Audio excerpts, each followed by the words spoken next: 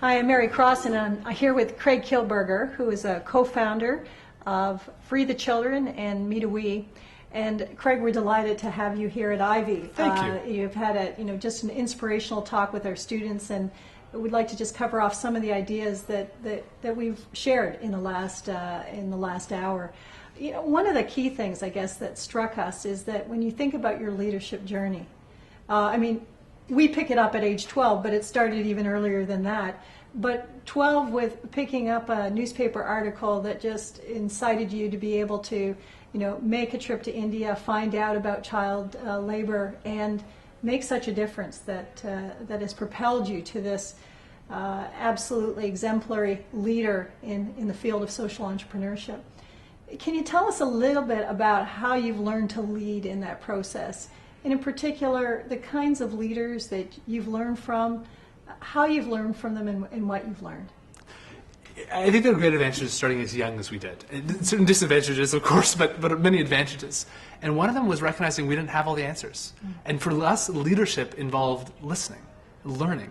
When we do work overseas in the communities, for example, in rural corners of Africa or Asia, when we started to build schools, initially girls wouldn't go. Now, there are a lot of UN reports at the time, 15 years ago, statements that it was a cultural issue. When you sit down with community members, often it wasn't a cultural issue, it was a practical one. Girls would have to walk and get water from dirty water sources, have to make the walk during daylight hours, that's the only time it's safe.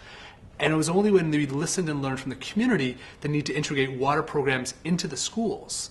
And the reality that the eldest girls will stay home to take care of members who are sick, and so they need to put medical programs into the schools. Can you lift the burdens of poverty off people's shoulders? Or the fact that community members were afraid to send their kids to school because so often charities had come and gone, building projects and buildings being derelict when the community couldn't sustain the ongoing operational costs of schools. So building small businesses, again, so that the community could own and operate the projects. So the greatest lesson we ever learned in leadership was not from celebrities or world leaders, but truly from community members. That being said, in addition to that sense of humbleness and leading by listening, which we learned from our development work, we have found many world leaders who've also embodied that same idea. Nelson Mandela I had the honor to sit down with, and in a conversation with him, I asked him what the secret was of great leadership. And he described how, going into prison, he was certainly a type of leader, an angry one to be candid, but leaving from prison one who had embraced forgiveness and that sense of compassion, and how he described in post-apartheid South Africa, and his exact words were, "I led my flock from behind." In an analogy of a shepherd, to say that he couldn't push or cajole from the front, but really from the back, to let them believe that as a nation they were ready to also forgive, and yet to listen and learn and to help follow that spirit of the people and to help gently nudge that forward. I think the greatest leadership is letting people not need you anymore. A great leader is someone who steps out of the way and the people can lead themselves. We spoke earlier about leadership being this connection between competencies, leadership competencies, many of which we teach in a business school. We talked about the importance of things like logistics and even marketing, strategy, finance, understanding all of those kinds of things. But then also having the commitment to leadership and the character that allows you to carry that leadership on. Commitment you spoke about quite a bit because you talked about this need for a spark. And you talked quite eloquently about that the spark can come from anywhere, and it is fueled on a daily basis. And leaders then develop that kind of passion, I guess, over a period of time. Can you talk a little bit about that side of things? And I very much believe it is a daily basis where we're surrounded by callings. And I don't mean in the religious sense of the word, but I mean a calling in quite a practical sense. There are issues calling to us to get involved with. And as leaders, there's the leadership opportunity on a near daily basis. And to look at a great social justice leader, to continue on the theme of post-apartheid South Africa, would be Archbishop Desmond Tutu, the Nobel Peace Prize laureate, who led the anti-apartheid movement when Mandela was in prison all those years. When I was a university student, I once asked him, I was describing of how I had stopped reading the newspaper, how it was filled with violence, poverty, suffering, the daily news. And I didn't want to start my day by staring at something so depressing. And so I said to him, I stopped reading the newspaper every morning, and I asked his advice on how to still stay involved in social justice issues. And it was an open-ended question, but he stopped me at one point, and he said, "College boy, what are they teaching you in school?" He said, "You're looking at it completely the wrong way." He said, "The newspaper that's God's to-do list delivered to your front door every morning. And he looked at the same experience, and I find it amazing that two people can have the exact same experience and look at it through a completely different lens, where he looked at the newspaper as a menu of issues that need our help in the world. And so many of us, myself included, until he shifted my mindset, had seen it as a collection of all things that were overwhelming or depressing or negative. And I found that particularly touching my own heart, because how I started in social justice was when I was 12, I saw an article about a child slave that was published on the front page of newspapers. And that same article was carried by the Associated Press around the world. Millions of people saw it.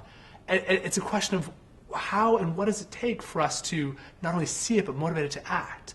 And I'm convinced there are more people than myself, of course, who felt massively angry and felt that sense of injustice when they saw that newspaper. But what are the support systems that we need in schools and families and communities to help people take action on that? And candidly, the willingness to sometimes take the risk and be willing to leap full force in. So, I believe as leaders that opportunity exists every single day to lead. But often it's a question of perception and the moral courage that goes with it. And so that moral courage is a really other key piece if we take a look at the character side of leadership. And I use that in the Aristotle sense of the word, not so much about ethical, sides of a character, although that's important, but thinking about wisdom, courage, humanity, justice, temperance, transcendence, those kinds of fine qualities of individuals that you really need to deepen in order to lead in the kinds of challenging circumstances that you certainly found yourself in. Some people think you're born with character or not. The reality is, lots of our research has shown, no, you develop leadership character, and you often develop it through adverse situations. Can you talk a little bit about leadership character in your experience of developing that? The most amazing leaders I've ever met, they're not presidents or prime ministers. They're often a lot of the street kids or kids we've worked with who live in some of the worst situations in the world. And how I define leaders, and I should add the caveat here that a lot of these street kids don't run Fortune 500 companies, and they aren't able to squeeze every profit of net worth, but they are great leaders when it comes to leading towards a goal, to inspiring, towards a compassionate leadership. And in a very practical way, what I mean by this is a very simple incident. I was walking down the street in Thailand and walked past, along with a group of volunteers, a young girl. She was hungry, she called out, she cupped her hand and touched her mouth. And it's a universal sign when people are hungry, asking for food. And one of the volunteers, he reached into his backpack, pulled out an orange, handed it to her, and I saw her peel the orange, tear at it. She was so hungry. But before taking a single bite, she stopped. And she looked at all the other kids who were on the street who were also hungry. And she started to share, to break it into tiny pieces, to give an equal piece with all the kids, till she had this one piece that she sat down and she ate. And I look at that action of an 8-year-old street child. And a lot of the street kids, I think, are the greatest leaders I've ever met. These are kids who don't have a lot, but they take care of their friends. They negotiate with police officers who are looking for bribes or threaten violence. They find a place for their friends to sleep at night. They somehow manage to get enough food to scrounge together. In developing countries, being a street child is extremely difficult. And the leadership skills required as a community, as a family, to stay together and to survive in those type of harsh circumstances, it's remarkable that these are children, 8, 9, 10 years old, who we perceive as being completely in need of all support, yet they're able to continue to survive in conditions that I don't think most CEOs or most of us would ever be able to survive in. Mm-hmm.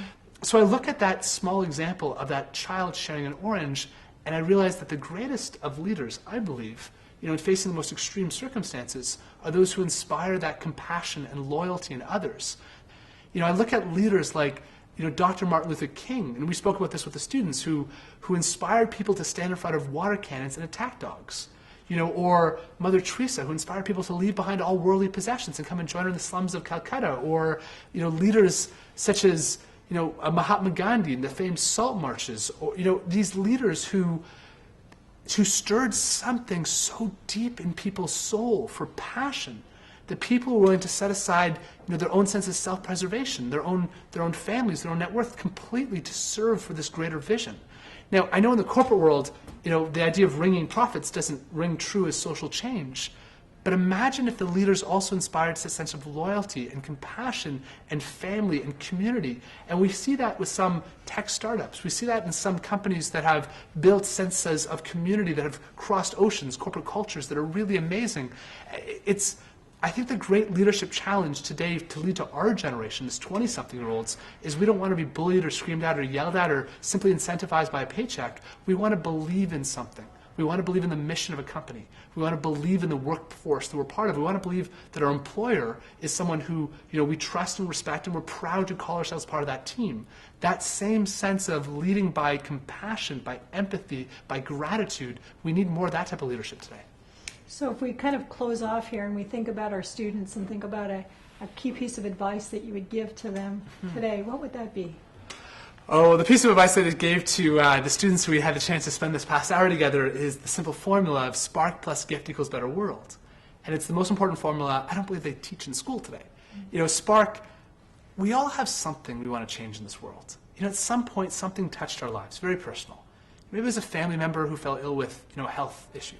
Or maybe it was a time that our own family was down on the luck and someone helped. Maybe it was something we saw externally to ourselves, a natural disaster, but at some point we really felt passionate about an issue. And there's a million and one reasons why we may or may not have acted. There's a million and one voices out saying you can't change things.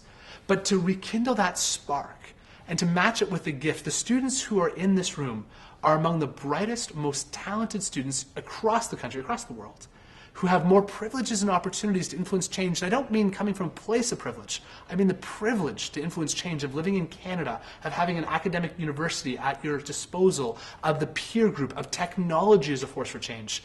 You match your gifts, the skill sets they naturally have, the drive, the ambition, with that spark. And whether it be creating nonprofits, founding social enterprises, or just bringing greater moral courage into the workforce, the potential of this generation to create a very different corporate workforce, a very different nonprofit landscape, is enormous. And we need those students to not just reach for a paycheck, but to reach to fundamentally change the foundations of business and change the foundations of the nonprofit sector through innovative models to look at social change on a systematic level.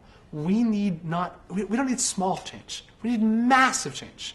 And this is the generation I believe can make it worthwhile.